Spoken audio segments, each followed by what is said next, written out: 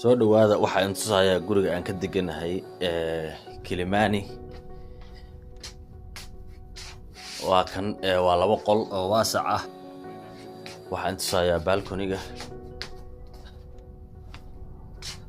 waa kan balcony-gi oo qorraxaysanaysa halkaas aad fariisanaysaa habeenii maalinba aad ku qorraxaysanaysaa balcony waasac weeye fiicanna waa haystaa waa kaas marka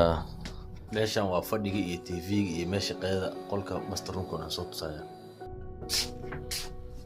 waa kaas master room-ki TV-giisina waa kaas TV-ga remote-kiisi waa kan maartay armaajada dharka ugu jireen iyo cadarada